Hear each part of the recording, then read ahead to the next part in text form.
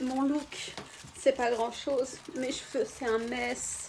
Et puis, j'ai juste mis le gilet de mon copain avant de venir.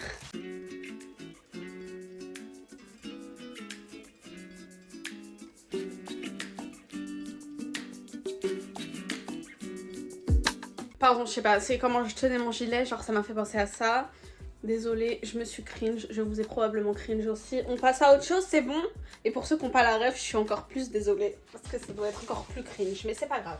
Aujourd'hui, on est là pour parler de mes lectures du mois de...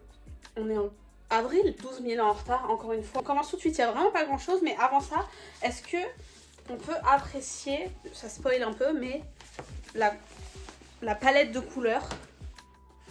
Il y avait un petit thème, voilà.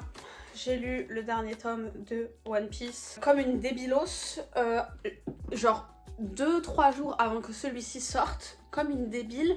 Je me suis dit, ah bah tiens, ça y est, il est déjà sorti le suivant. Et j'ai racheté une deuxième fois le 106, voilà. C'est tout ce que j'ai à dire sur ça, j'ai encore le seum pour ça. Mais sinon, qu'est-ce que j'ai à dire sur le contenu? Pas grand-chose. Ah ouais, non. Waouh, je me suis fait peur toute seule. Vous voyez?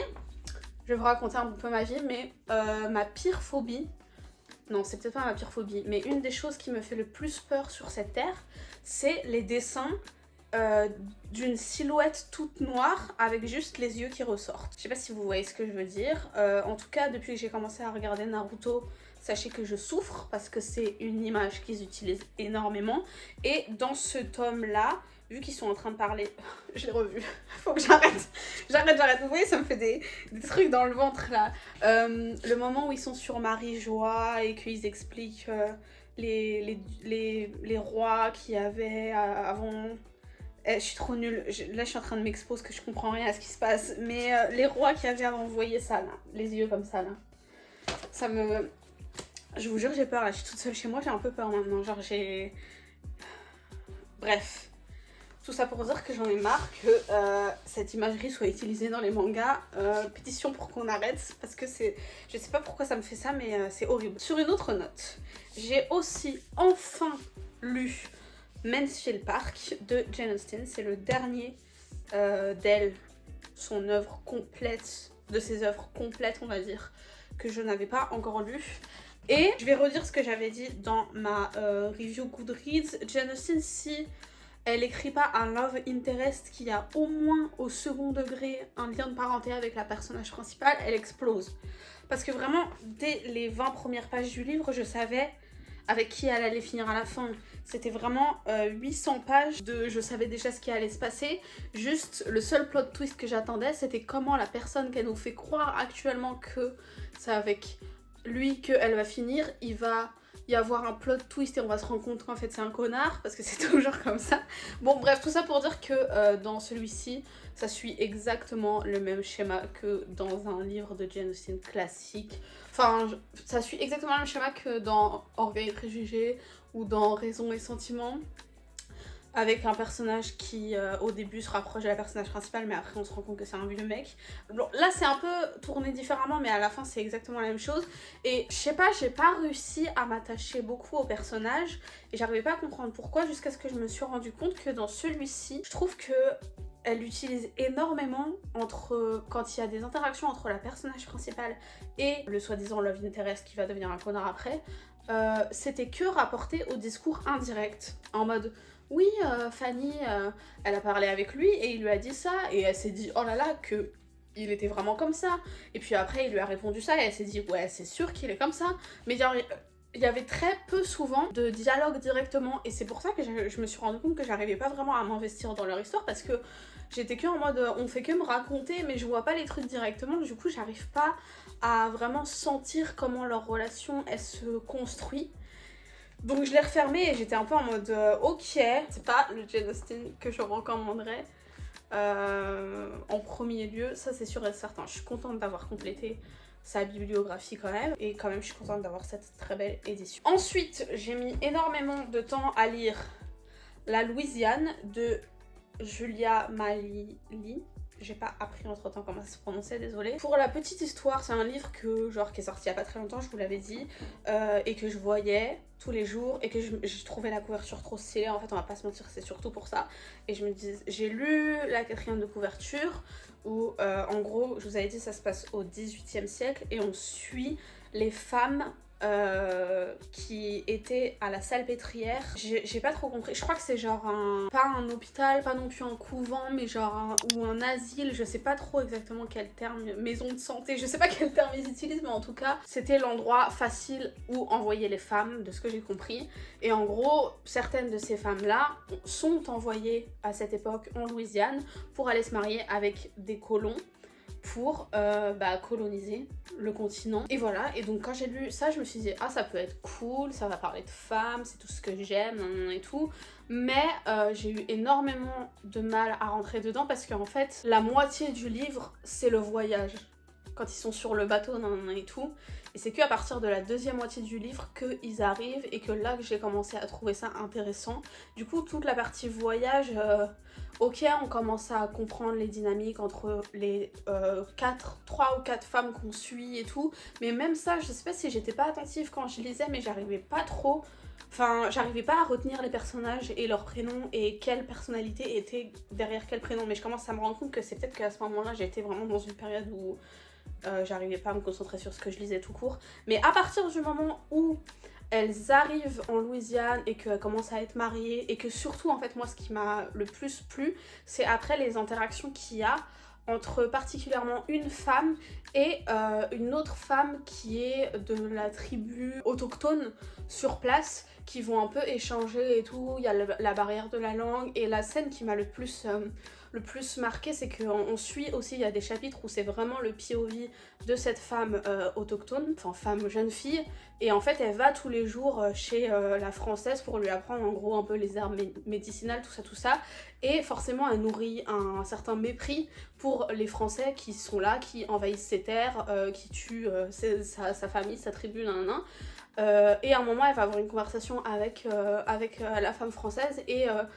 elle va comprendre que cette femme-là, elle est pas là par choix non plus, en fait. C'est qu'elle avait aucun avenir, aucune autre possibilité en France, et que c'était la seule porte de sortie qui lui a été offerte, de venir ici en Louisiane, mais qu'elle n'était pas vraiment là par choix, et que les seules personnes qui étaient là par choix et qui du coup infligeaient ce qu'ils infligeaient à sa tribu, à sa famille, c'était les hommes. Et bref, cette conversation elle m'a grave marquée et du coup toute la fin elle est plus dans cette teneur là, et j'ai grave kiffé. Et en plus, je vous l'avais dit, c'est un peu saphique, donc forcément que j'ai kiffé aussi pour ça, donc je recommande quand même si je vous préviens. Mais ça se trouve, vous, ça va pas vous faire ça, mais juste moi au début j'ai eu beaucoup de mal à rentrer dedans, mais une fois qu'on y est, genre, c'était trop bien. Ensuite, j'ai voulu changer d'ambiance et continuer ma quête à la fantasy, et c'est ma plus grosse déception, j'allais dire du mois, mais presque même, je vais dire, depuis le début de l'année. Je pensais vraiment, j'étais vraiment convaincue, j'étais sûre que j'allais bien l'aimer. Je l'ai acheté justement, ce livre Emily White's Encyclopedia of Fairies. Je l'ai acheté parce que je l'avais sur ma liseuse, j'aurais pu me contenter de l'avoir sur ma liseuse, mais je me suis dit, vu que je suis quasi sûre que je vais bien l'aimer, bon bah vas-y, je l'achète direct. J'ai pas du tout aimé, c'était pas du tout ce que je pensais. Tout le monde, de ce que j'en ai entendu parler, le décrit comme de la cozy fantasy, mais je pense que moi j'ai vraiment un niveau de sensibilité et de tolérance à la niveau de cozy, et je sais pas c'est quoi le contraire de cozy, genre très aventureux, tout ça, qui est très bas. J'ai pas beaucoup de tolérance, et pour moi c'était pas cozy du tout, parce que ouais, ok, elle est dans un petit cottage, mais elle passe son temps dehors à à aller dans des missions, à sauver des gens qui se sont fait kidnapper, après à elle se faire kidnapper, et tout. Genre non, c'est pas du tout ça que je voulais. En plus de ça, moi je m'étais dit je vais lire ça genre au début du printemps pour être un peu dans le mood, genre cottagecore, et tout. Ça se passe dans un pays nordique où il neige tout le temps, donc c'est pas la vibe que je voulais en plus. Donc je suis très déçue et je ne vais pas lire la suite. Pour dire un petit peu l'histoire, si vous n'en avez jamais entendu parler, on suit Emily White, qui est en gros une espèce de anthropologue, ethnologue, qui étudie les fées, F-A-E, et plus je lis des trucs sur les faits, plus je me rends compte qu'il y a vraiment toute une mythologie sur ça, je comprends pas. C'est un truc dont j'avais jamais entendu avant, et là ça fait quelques années que on dirait que il s'est créé toute une mythologie autour de ça, alors qu'en vrai ça doit exister depuis longtemps, mais en fait je sais même pas d'où ça sort tout ça. Enfin bref, donc ça se passe dans notre monde, et en gros c'est une anthropologue qui étudie les faits, leurs mœurs, où est-ce qu'ils vivent, comment ils vivent, c'est quoi leur rapport avec les humains locaux, tout ça, et elle va partir justement dans ce pays nordique, je suis désolée j'ai oublié où c'est, pour aller étudier une espèce spécifique de fées, et elle va très vite être rejointe par un de ses collègues qui est un peu genre très arrogant, et qu'elle soupçonne en fait de lui aussi être un fée, je sais pas comment on dit, et qui vient un peu au début lui mettre des bâtons dans les roues et qui la dérange plus qu'autre chose, parce qu'elle est très ambiance rat de bibliothèque, je suis là, je fais mon travail et rien d'autre, me dérangez pas, non et tout. Et après forcément il y a tout un côté un petit peu romance, mais ça m'a pas fait plus d'effet que ça parce que je me faisais chier tout au long de l'histoire, donc voilà, grosse déception. Je dis pas que le livre est nul, juste c'est pas du tout ce que j'étais venue chercher, donc j'ai été très déçue. Mais en vrai je me rends compte qu'il y a des... Maintenant que je le regarde, je vois l'ambiance hivernale et tout, il y a des flocons et tout que j'avais pas vu, mais sur le coup Bref, allez, on passe à autre chose. Et enfin, on passe de ma plus grosse déception à le meilleur pour la fin, on va dire. Ma plus grosse surprise et ma plus grosse obsession du moment, en tout cas ça c'est certain, c'est Le problème à trois corps de Liu Cixin, je pense que ça se prononce, parce que j'ai regardé la série Netflix et je me suis rendu compte que c'était trop bien et j'ai voulu tenter ma chance à lire les livres, alors que de base quand j'ai regardé la série j'avais aucune intention de lire les livres, parce que je vous l'ai dit, je vous l'ai assez répété si vous n'avez pas vu ma dernière vidéo, j'aime pas faire dans ce sens regarder quelque chose et après le lire. Enfin c'est pas vraiment le côté regarder puis lire, c'est le côté lire le dérivé avant de lire l'œuvre originale, et souvent c'est dans ce sens. Mais bref, du coup je l'ai lu. J'ai grave kiffé, je l'ai lu super vite. Ok, je vais me concentrer, je vais essayer de vous faire des prémices un peu sympas. En gros, ça commence en Chine sous la dictature dans la fin des années 1960, je regarde le résumé. Oui, au moment de pas la dictature, la révolution culturelle. Et en gros à ce moment-là il y a plein de scientifiques qui se font tuer parce que c'est contre l'idéologie du gouvernement, I guess. Ça commence là, et puis après on arrive dans nos temps d'aujourd'hui, enfin je crois que c'est... Dans la série c'est 2015, mais là je sais pas s'ils donnent une année. Mais bref, où on suit toujours une bande de scientifiques... Non en fait là je suis en train de mélanger avec la série, oh là là, j'ai dit n'importe quoi. Bref, en gros, tous les scientifiques du monde, ils sont en train de se suicider, d'être persécutés, même des gens qui ont aucun rapport les uns avec les autres, on comprend pas pourquoi. Et en fait on va se rendre compte qu'il y a quelqu'un qui agit quelque part, on ne sait pas où, qui essaye de faire en sorte que le progrès scientifique sur Terre, il soit ralenti, voire arrêté. Et en parallèle, on suit à ce moment-là un des personnages principaux qui va commencer à jouer à un jeu un petit peu bizarre où il va devoir résoudre l'énigme du problème à trois corps.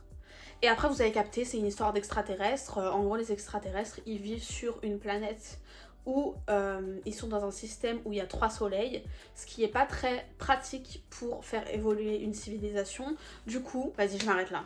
Est-ce que je m'arrête là ou pas? Je sais pas jusqu'à où vous dire. Bref, en tout cas sachez que c'est trop bien, et comme je le disais, si vous aimez bien les livres comme ça un peu, pas dystopie mais en tout cas science-fiction, d'anticipation, un peu en mode qui se pose des questions sur l'évolution, sur le progrès, sur l'humanité, tout ça, vous pouvez que aimer franchement. Et du coup, bon j'ai commencé le deuxième et ça devient un petit peu plus complexe. Donc voilà, petit spoiler alerte pour la suite. En tout cas c'est vraiment, je pense, l'une de mes meilleures lectures de l'année jusqu'à maintenant. Avec Yellowface, on va dire. Donc voilà, et du coup, vu que j'ai l'impression que j'ai été vite, j'ai un peu de temps encore, je peux vous faire un petit update PAL. Vu que je vous l'ai dit, je suis toujours en mission pour essayer de ne plus avoir de PAL. Et en soi, les seuls livres qui restent sur ma PAL, c'est ceux-là. C'est les deux. L'autre, il est sur ma table de chevet. C'est les deux. D'abord lui, The Silence of the Girls et The Woman of Troy. Du coup, je pense que c'est les prochains. Je pense que je finis celui-là. Et après, je lirai d'abord lui. Et à voir si je les enchaîne. Généralement, j'aime pas enchaîner les livres d'une série. Et après, les autres trucs qui me restent sur ma palle, en fait, c'est des trucs que je sais que je vais mettre du temps à lire. Que j'avais commencé il y a 12 000 ans et que j'ai arrêté, Le corps n'oublie rien. Ça, c'est pas un livre que de toute façon je veux lire, enchaîner de A à Z vite, donc il compte pas vraiment. Et ensuite, les deux autres que j'ai, c'est un livre en coréen. Pareil, ça, je vais pas le lire comme un livre lambda. Ça va me prendre beaucoup plus de temps, du coup, je le compte pas vraiment. Et le dernier que j'ai... Ah non, j'ai menti, en fait, j'en ai deux autres. Mais c'est pareil, lui... Il est assez court, mais il est en portugais, donc pareil, je vais pas le lire aussi vite qu'un livre lambda. Et j'ai aussi, que j'avais acheté il y a super longtemps, Unwell Woman, qui est un non-fiction sur comment les femmes sont maltraitées dans le milieu médical. C'est un raccourci. Mais du coup, voilà, tout cela, je les compte pas trop en fait. On a deux non-fictions en mode un peu pavé et tout, que j'ai envie de prendre mon temps à lire, et deux romans mais dans des langues étrangères que je maîtrise moins, donc que je vais mettre plus de temps à lire. Du coup, c'est les seuls qui restent sur ma palle en plus de ceux-là. Je sais pas pourquoi je vous raconte ça. Voilà, tout ça pour dire qu'on peut dire qu'eux ils comptent pas. Et que du coup ma palle restante c'est juste ceux-là, on va dire. Bref, voilà, j'espère que ça vous a plu. Même merci de suivre mes aventures. Et j'espère que la prochaine fois que je vous parlerai, pour mon prochain bilan, j'aurai plus de palle. Mis à part ces 4 là. Voilà, allez, j'arrête de parler. Bisous.